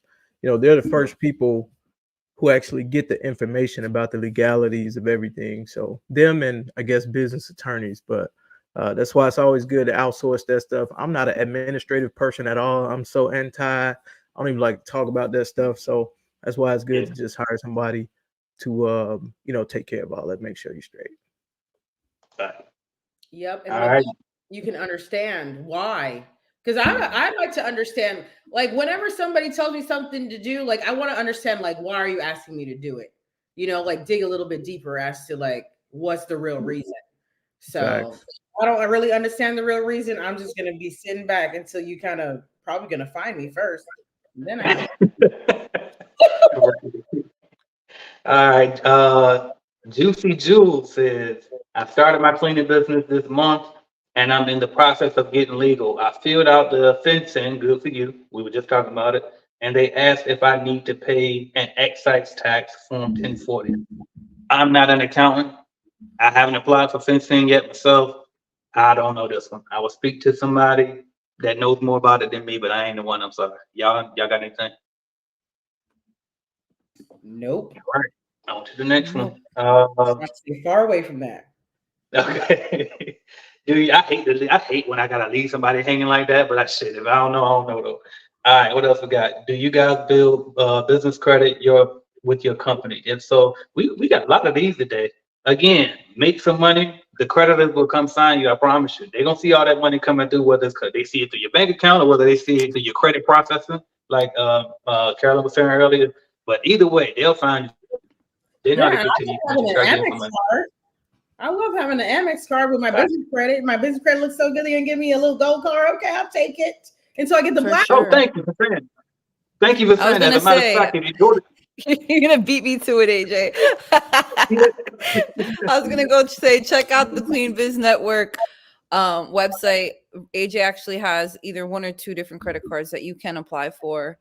So definitely go check that out. And yeah, you apply, you just start building, just do your research because again, credit cards can lead you down a bad path if you're not responsible. Right. facts. Oh, that is a fact. And also that link is in the description of all of my videos. So click the description of my YouTube video and you will see a link where you can click my referral code for American Express business credit card and try it. You might get approved, you might not, but just try it. I tell you what, Amex is I love them. Like they you get plenty of points. I pretty much don't pay for flights or hotels because of the points I get through Amex. So definitely apply for that and try to get that to get your business credit started. All right. What else we got? Do you need cleaning? And we'll wrap up in a little bit too, y'all. We've been on about an hour and a half, and I got to get ready to take my son to basketball practice. Let's see what we got. John Taylor Jackson said, do you need cleaning insurance when you start off as a subcontractor? I believe that is a state thing, but from every state that I'm aware of, you do have to have it as an individual subcontractor. But certain states, I don't know if it's a requirement, but I'll let y'all jump in. Like, what are y'all hearing on that? Not in Texas. We live reckless around here. Okay. But when I got when I started making money and my business started getting serious, I did get insurance. And I am responsible. I am a responsible business owner. We did have an accident when we didn't have insurance, and I paid it out of pocket just because that's who we are. We're gonna take care of if we're there and we the glass broke in the shower. There's something got stuck in the glass pane and it all shattered. And somebody's coming in tomorrow in the Airbnb. We bought a shower rod from Walmart, put a shower curtain on there. We bought everything and contacted a glass person to go and fix it. So you at least have the money to pay for it if something goes wrong. Right. Yeah, and I would just say just another thing on insurance is get the general liability coverage. I like to recommend getting $1 million in coverage. It's not that expensive. It should be like between 30 and 80 bucks a month, somewhere around there. But definitely get that just so you can have that general liability coverage. And then any other coverages, I will see what your state law requires. And then again, to go back to the part where you said about our subs supposed to have it, a sub is no different than any other type of entrepreneur. Entrepreneur is entrepreneur. So whatever you got, your subs should probably have. But again, if it's not a requirement, then it's not a requirement. But just understand that the liability or the risk that you might be running. That's kind of all I can say on that. What is this? Wait, can we hear more about that restoration business? So who said something about restoration business? Was it? Oh, that Carolyn. was me. Okay. Yeah, so actually it's very we need more time for that. But I am going to be putting out more videos on the specialty jobs. So restoration, mold removal, fire cleanup, water cleanup. This year, I'm definitely going to be getting into, like I said, more videos about restoration and all the different certifications that you can take on there. So just definitely subscribe to my channel, hit notify, and you will be seeing those specialty jobs on there. Yeah, actually, I'm gonna do something pretty similar. I'm gonna have a video with the restoration company. Actually, that's next door. Any fans of my channel that are here, they guys know I had a beef with the restoration company next door behind our parking spots outside, because they didn't start parking on this side of the building until I started coming here. My truck, they started seeing my vans on the side of the building. Now they want to take all the front space in the street. But we got over that, and now I'm probably gonna bring them on the channel. But they do strictly emergency restoration, emergency cleaning and restoration, stuff like that, fire, mold, and stuff like that as well. So I'm gonna bring them on the channel. So definitely come check out the channel if that interests you at all. Power move, 48 laws of power. I love that. Right? Yeah, they're trying to get me. I was like, okay. Make your friends with your enemies. There you go. Right? I was like, AJ was talking about it earlier. I was like, man, this business stuff is different, man. I'm from the projects in the Night Ward, man. I was like, I got a different attitude behind this stuff, but I got to remember, I'm like, this is a different type of fight. It's a different type of fight. Right. Yeah, you got to learn how to fight differently. Yeah, I got to learn how to fight differently. Learn how to fight. It's a different world. That's funny. All right. Let's see what else we got here. What's the process of getting a subcontractor for one of the contracts? What would be the split? I'll let y'all talk. I'm actually getting tired of talking. Hey, I think I'm gonna hop in on this one, man. I think if this is the same Just Splash, this is my couple family down in Florida, man. They rocked out with us at last year's CBN. So great question, man. So getting a subcontractor, well, first of all, you're in the right mindset, outsourcing it and getting out of the field. But I would say find out where cleaning business owners hang out at, whether it be online or in person, find out where they hang out at, find out where you could cast a net, instead of going fishing with a rod, see where you could go cast a net and get a bunch of them. So whether that be putting up a post somewhere on a job board, Indeed has gotten us the most success with finding, smaller cleaning companies or solopreneurs who are looking to get more work. They don't want to do the sales. They don't want to be involved with the business side. They don't want to do, anything with contracts. All they want to do is clean. So those are the ones, you want to kind of tap into. And as far as you could tap into groups, there's a whole subcontractor group on Facebook. So Facebook groups, and just put out the area and, just start to get out there and get to know people. And as far as the split, I guess that would come down to you. How much money do you want to bring home at the end of the day? How tough is the scope of work? If it's a tougher scope of work, what we do is we give more on the split. If it's a tougher scope of work, if it's a pretty simple job, pretty easy job, depending on the scope of work, how many hours they're going to be working in that facility, we may bring home more. Are they using their supplies? Are you going to be, supplying some of the supply? Do they need something from you? Are they independent, like totally independent, where they don't need you watching over their shoulder? All of those kind of factor into it, but it could definitely be done. But I would start there and, just getting familiar with the solopreneurs and smaller cleaning companies out there. All right. Well, I appreciate that. We're going to go ahead and jump to the next one. I'm going to try to get as many being possible before we wrap it up. The next one is, what tech are you using for your cleaning business? Clean Biz Network. And soon we'll be using what? Clean Boss. Cleaning Boss app as well. Yeah, go check it out. mycleaningboss.app. There we go. All right, y'all. What else we got? What is My Cleaning Boss about? The Cleaning Boss app is a software that you can use to manage your employees, basically the operations of your business. So you can have employees remote clock in. There's some built-in accountability features. So like employees can confirm their shifts before on shift days, so whether or not people plan on coming to work. Obviously timekeeping and keeping track of those types of reporting, location management. It's kind of everything you need for your operations, and we got a lot of stuff coming out for Q2, more features coming out for Q2 as well. But yeah, just your basic operational software. Perfect. That's perfect compliment to Clean Biz Network too. I was just I more of a saw that, man. We're sales gonna have to company. exchange APIs, bro. Yeah, we gotta Yeah, exchange APIs and do some real integration. So we can for sure. we do work That's around here. We'll get it in, man. But, all right, let's do it. All right, next one. Let's see what else we got. Miguel Lara says, "Hey DJ, you should give a 3-day or a 7-day trial for the app, just that we are able to check it out and see how it fits." So Bro, before he y'all think this says is about the anything, money, bro? It's 14-day trial off the bat, bro. This ain't about the money for me. I want you guys to check it out. I want you to get the value. I want you to to see if this is something that's gonna work for you. But yeah, if you don't have a way to schedule jobs, or you don't know who's available to work a job, or if you don't have a way to have people clock in and out of jobs, or are your people forgetting to clock out? This will automatically clock them out if they leave that geofence area of the location that you set. There's features like that.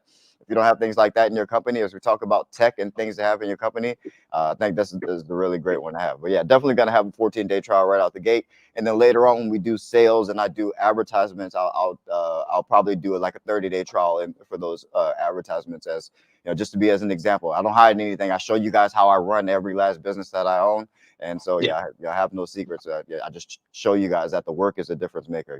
I can tell you and show you everything that I'm doing, but you're not gonna outwork me because it's work, and I know you don't want to do it. fact. Hey, look, and by the way, though, what is the price point on your app? By the way, So Clean and Boss right now is going to come out at $45 a month plus $2.50 per employee that you have. So, and in the future, we're going to release accounts for your clients as well, and those will be free. Gotcha. Okay. All right. I was going because to be honest with you, at $45. Come on, y'all. If you Can't need a beat free it. drop for $45, bro.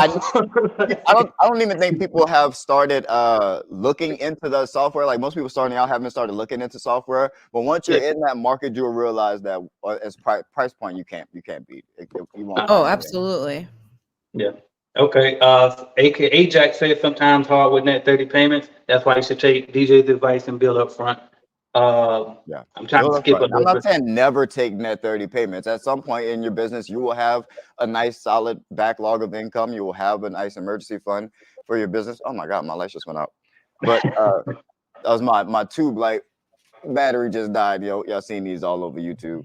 But yeah, but you don't have to always not take net 30 payments. At some point, you'll be able to go ahead and take net 30 payments. But in the beginning, you're just starting out. You don't have those funds that piled up just saved for that, just in case that person doesn't pay. You got to ask for that money up front. All right. And then this next question, I'm gonna make it. Let me see. Yeah, I'm gonna make this the last one because I like this question myself, and I got a question to follow up this one for y'all because it's interesting. I answered this question a few times in my group, but then it do though. Shout out to Darrell Moore also. He just did an interview with me on my YouTube channel, Clean Biz Network member. He killing it. Shout out to Darrell. But he said DJ or Carolyn, and then also if y'all others can chime in. I know he picked y'all in particular because I think that he can see that y'all have offices, I believe. But anyway, he said, I finally bought my office, moving in March. Congrats on that, by the way, buying the office. Wondering how do y'all handle logistics coming from a storage unit that plans to keep one just for a supply refill spot based on distance? What y'all take on that? Yeah, that's all I use it for. Yeah. Yeah, you go ahead, Karen. Oh yeah, no problem. So I do have an office, but my employees don't really come there too often. I also had multiple storage units actually, just like you said, based on the locations of where we were providing service. But since we've gone full 1099 contracting last November, that is the contractor's responsibility as to where they're keeping their supplies. But beforehand, I did have multiple storage units throughout the tri-state area so that no one had to go far to get their supplies. And yeah, I basically use it the exact same way. We still have several storage units that are near bigger facilities that sometimes need to be stocked, and if someone's not around, then employees have access to that storage facility. We don't do a lot of my office is the graveyard for all my business equipment. Nothing really actually comes here. We only do interviews here. We pretty much use this space for interviews and for media to make our content and to make our the things for the company. That's pretty much all the office is used for these days, and some administrative tasks in the front. But yeah, other than that, that's pretty much all it is. We still use the storage units. But yeah, I try to use the space just to have a place for new employees to come in and out of. But for the most part, since we were fully remote and we've been using things like the Cleaning Boss app for the several years, no one really even comes to the office. Everything's kind of managed via tech. And so another follow-up question for that I got is, how are y'all handling y'all washing your clothes and all that type of stuff? Oh yeah, so we do have a commercial washer and dryer in the back as well. So that's how for us anyway. Yeah, that's definitely one way to go about it. If you can get a commercial washer and dryer, or just a washer and dryer, like a household one as well, but commercial would be best. You can get that installed. But I've never had the hookup at my office. So what I was doing was I'd have one of my employees at the time, they would go to a local laundromat and they would wash and dry them because they were inexpensive to do versus leaving them there, because paying by the pound gets really expensive. But now that they are independent and their own companies, that is now their responsibility. So I have no idea where they're washing them, but they're getting washed. And there's also new things out, like there's new types of companies out there that actually there's laundering services that'll come and pick up laundry, wash it, and bring it back. So if things have to stay at the facility, or things go back and forth from the facility, you can use something like that as well.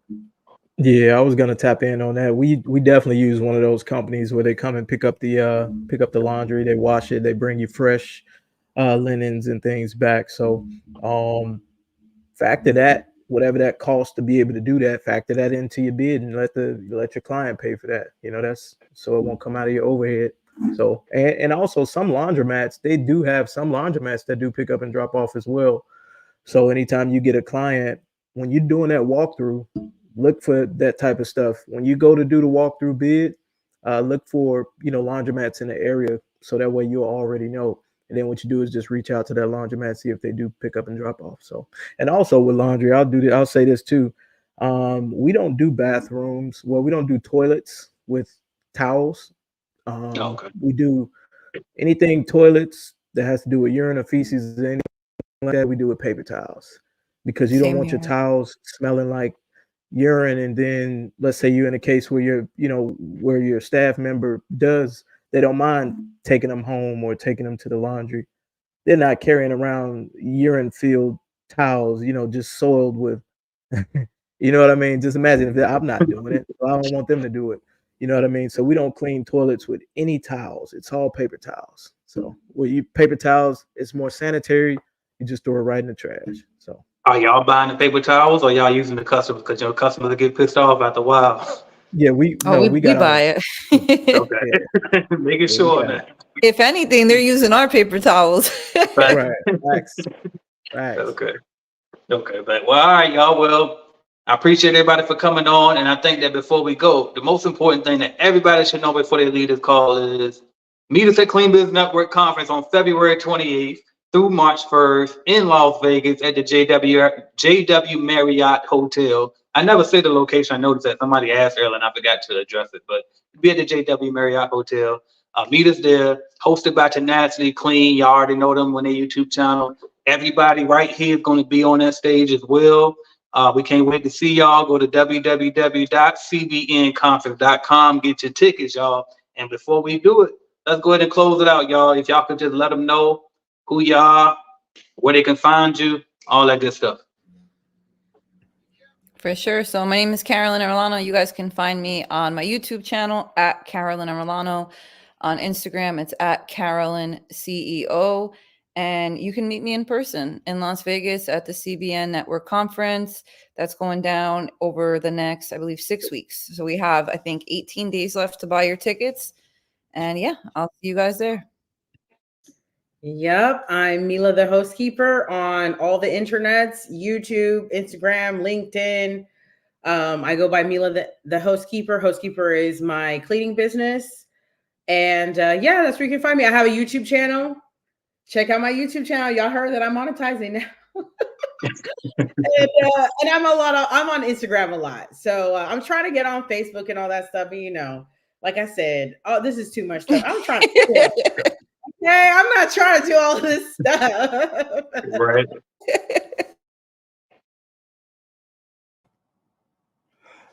Y'all already know, man. It's your boy DJ The Boss. I'm right here on YouTube at DJ The Boss. I do this YouTube stuff, man. I'm here. I'm live right now on my channel. Yeah, I do this stuff, man. Yeah, y'all come holler at me. MyCleaningBoss.app to manage your cleaning business. Cleaning Boss Family on Instagram and TikTok. Keep that boss mentality. I love y'all. Peace. I'm Brandon Orr. You can find me on Instagram. That's where I'm most active. Dreams into Motion. That's dreams, the letter N, the number 2, motion, because I'm ready to help you guys put them dreams into motion. Let's stop sitting on it. Let's get some sales in. Let's rock out, man. Y'all been sitting on them goals and them New Year's resolutions for 10 years now. Let's make a difference, man. Let's make a difference in your life and other people's lives. Meet me at CBN in Las Vegas, because it's time to bet on yourself. All right. YouTube channel as well. Got a couple videos up there that you may benefit from. So see y'all in Vegas. Yeah, definitely check out YouTube because you will benefit from it. Ain't no doubt about it. Check out Brandon Orr on YouTube. And also, I'm AJ Simmons. Check me out on YouTube at AJ Simmons. I'm the founder of the Clean Business Network. If you want to check out anything we got going on, we got all type of products and services to help you start or grow your cleaning company. So go to www.cleanbusinessnetwork.app.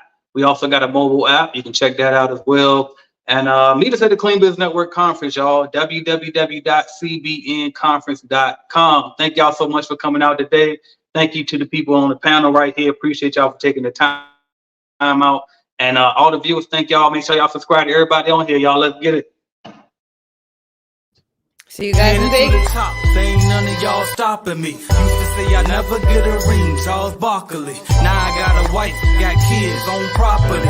Bubble-eyed beans that look like that be watching me. Okay, I lied about the beans, but that was hard though. I'm still in that black act, but she starred though. Cause that's all it takes. Don't flash it for. I'm